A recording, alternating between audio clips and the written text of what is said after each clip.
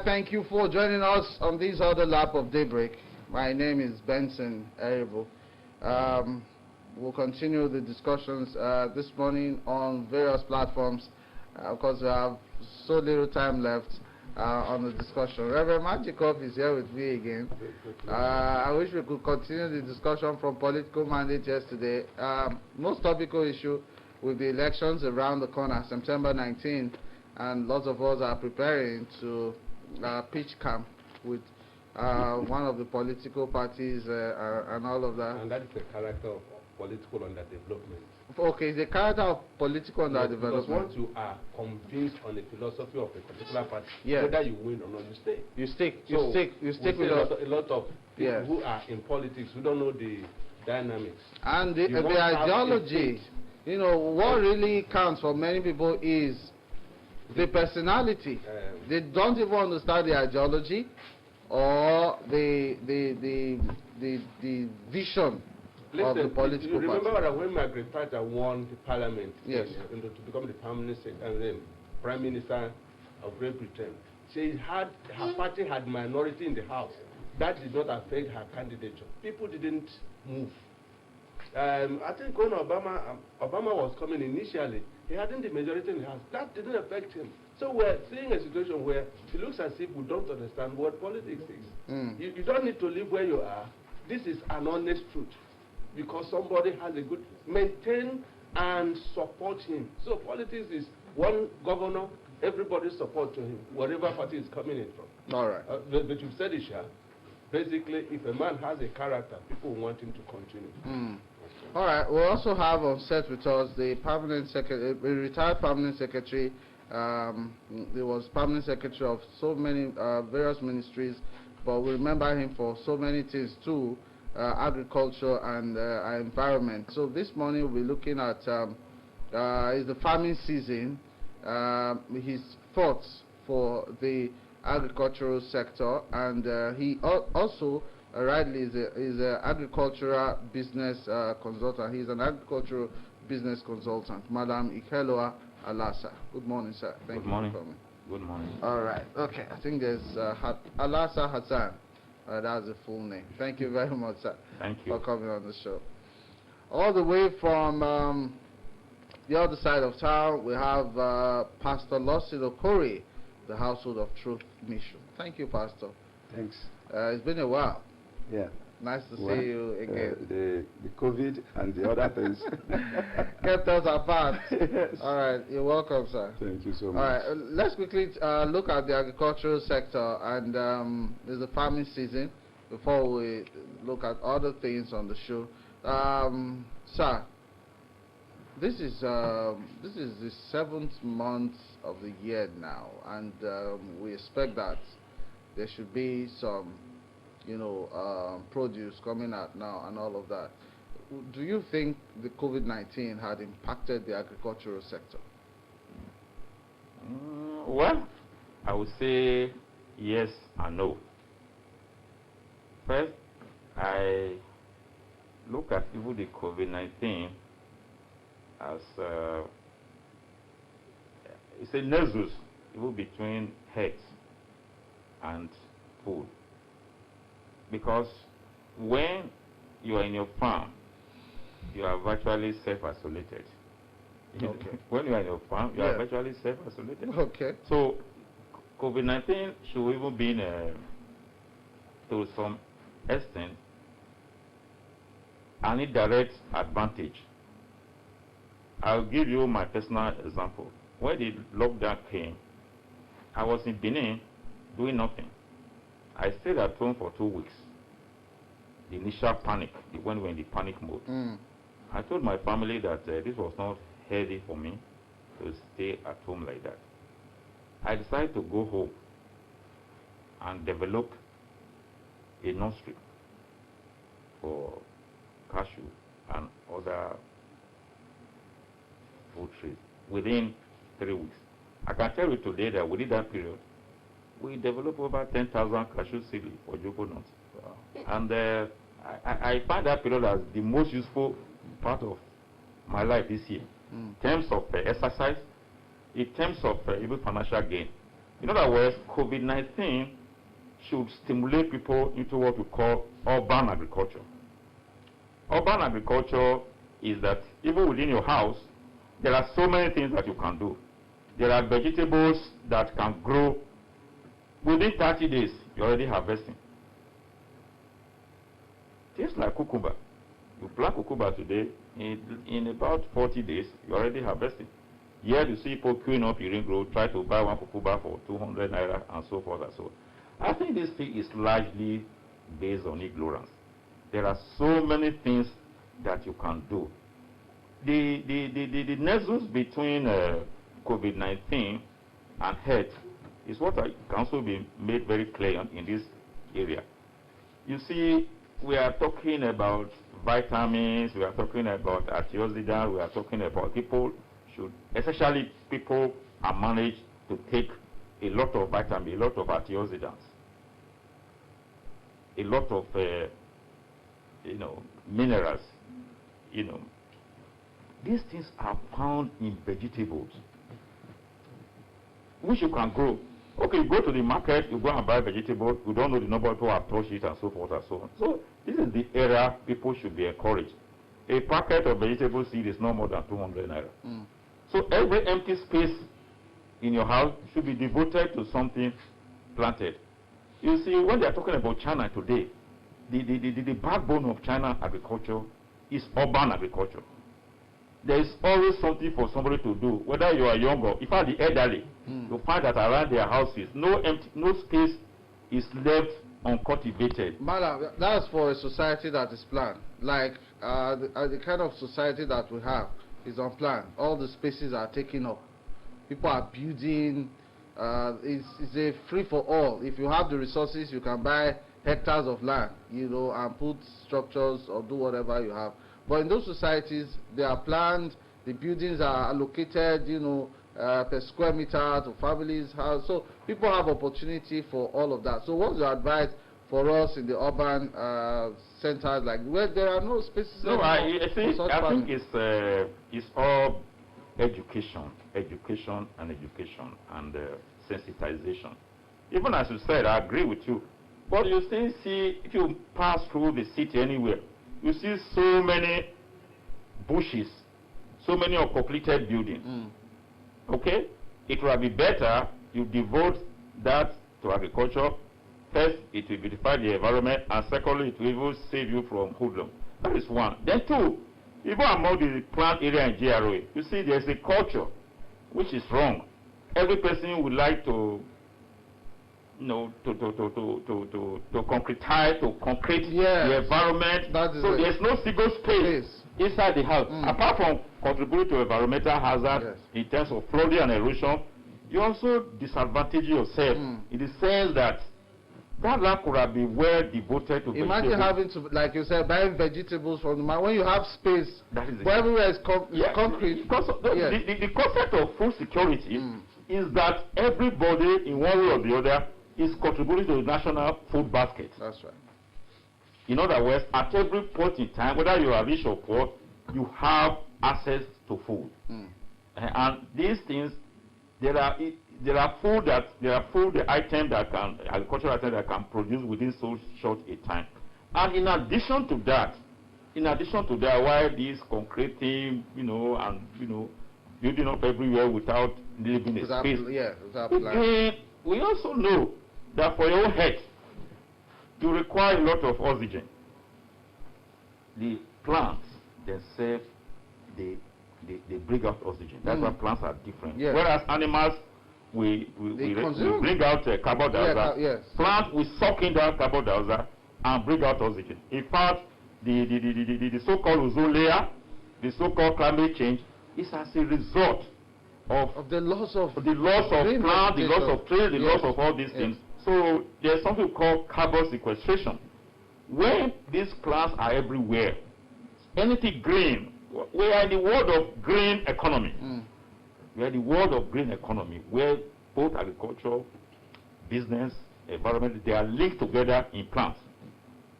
So this is the area where a lot of education will be required to let people know that they are not doing themselves any good. In fact, the people check the erosion more.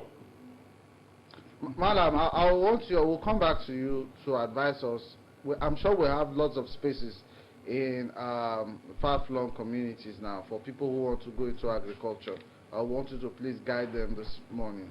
We are running out of opportunities, though, even in the city centers, creating jobs and all of that. Agriculture will always be the highest consumer of labor.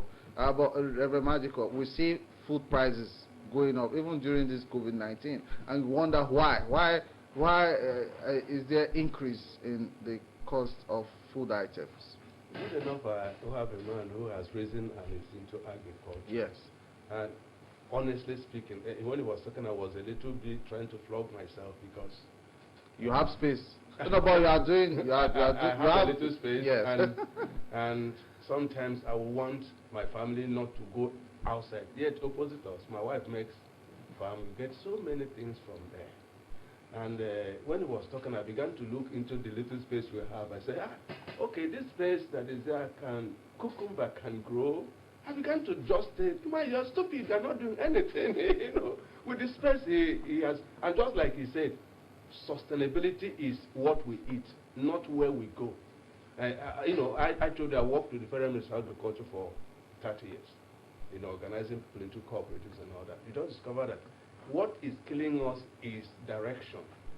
Okay, one, national direction for everybody, but individual direction is what he's saying. Very, very important. When we're becoming too foolish with our money, making everywhere no green, yeah. I mean, I start feeling worried. And just like, you know, we have coconut, we have bitter leaf, you have pumpkin, plantain. You have plantain. Don't mention it now. Yes. So that because some of these plantain in our compounds, some of our neighbors who are hungry will just come when we go to church or no, they just take some. My children get. I said no, we have supplied them. Don't leave. They didn't steal it. They were hungry. Yeah. And that's my own philosophy. It's better than coming to knock on your door in the night. If what I have, somebody could come and take it without telling me, I will not count it as a sin. Because all through the Bible, from the days of Moses said, God, don't count this sin against him. Peter came, don't count this sin against him. We don't know sins. Jesus came, for those of us who are Christians, don't count. I mean, don't count it. But one important thing is that within the compound, you provide life or an aid to your own life by what you don't suffer for, you don't pay for, just plant it. I'm very sorry. And it even makes you healthy, you know. Well, I'm healthy too, you know. Yeah, I know what makes to you do. All right, it makes some of us who don't have space to be green with envy. Yes, madam. Yeah, how do we go about that? No, people want to go into those who do not even have space. This Yes. I say is a question of knowledge. There is a field of agriculture we call hydroponic. Okay, So, if you have anywhere you stay at all, you can buy potted pots, and put a soil and fertilizer. Okay. It will grow your tomatoes, it will grow any vegetable that you want. As a matter of fact, like what Dieselgolf is doing now, they are taking that hydroponic to a higher level. We don't even need any soil. We don't need anything because what does the soil do? The soil is to hold the plant firm. It will supply it water. Yes. It will supply it minerals. nutrients. Yes, nutrients. All that sand we are seeing is nothing. There's nutrients there. The macro and essential micro and minor elements. So if you have those potted plants around your house, instead of putting flowers and other things, like me, I have the philosophy that every plant is flower, depending on the level of appreciation. If tomatoes is growing with all those bulbs, it's red, beautiful. Is it not beautiful? So you can grow onions, you can grow. There's nothing you cannot grow. All those potted plants. So, like for example, now, if you have hydroponic, this room, as long as you can create access to sunlight through the windows and through other things, you can grow anything here. It's done. So all that will require is a lot of education, a lot of extension, but the other thing there is that, you see, we are living in a state of blissful ignorance. People think that agriculture is to just take cutlass and go to bush. It's far, far more than that. Far, far more than that. Far, far more than that. So there are so many things. Like for example now, when people are talking about plantain sucker, they don't have plantain sucker, they don't have plantain sucker. If you take a sucker of this nature, you split it into micro sucker, you can get up to 1 million sucker from it. The technique is not rocket science. Anybody can learn it. So many things. So all we require, when I was the program manager and chief executive of ADP, we did something. What we did was to let people know that what determines your profitability and your production in farm or farming is the seed or seedling that you are using. For instance, ordinarily, the highest yield farmers get from cassava is about 10 to 12 metric tons per hectare. Okay? But when we work with IITA, we brought out varieties that can give you 50 metric tons per hectare. So, for example, if I'm using a local unimproved variety, I put the same amount of labor, the same amount of fertilizer, the same amount of labor, everything. At the end, another man is using an improved variety. He gets 50 metric tons. I get 10. From the word go, I'll be disadvantaged. This is where the issue of knowledge, the issue of extension, the issue of education is very, very important. This is now, when you were at ADP, did you see a situation where farmers group and all of that came to you to say, please come and teach us, help us? Oh, did that ever happen? It happened. Okay. If you go to Oko Ogba, yes, by the river, there was a cooperative society called Egbedia Society in 2010. In fact, that was one of the days I shed tears after my mother's death. The group, they were into Fadama farming. We taught them how to say, look, vegetable, in fact, if things were okay, if everything was right, if water was available, the best time for agriculture is dry season. Because the solar radiation is so high, because everything about plant production is based on sunlight. Okay. The more sunlight you have, the more production you have. Because what is agriculture? Is the manipulation of photosynthesis. That is all. Manipulate sunlight and carbon dioxide to give you both carbohydrate, protein, and what have you. So we put them into a group. We gave them land by the river there. Then we supply them just one vegetable, green, the one we call amaratus, which is available every year. Green, when you plant it in 4 weeks, you already harvest it. So what they planted is so many these things. Market women will come, they will not even wait for them. They buy the bed. So now me get this bed. I'm going to harvest by myself. Every week I'll be giving you a day. What I said made me to shed tears. The day I went to them in their meeting, they bought me 10 yards of abada. I said, no, you people are poor. I don't. He said, no. He said, for the first time we are making money. We have built houses. We have done this. Just two vegetables? Yes.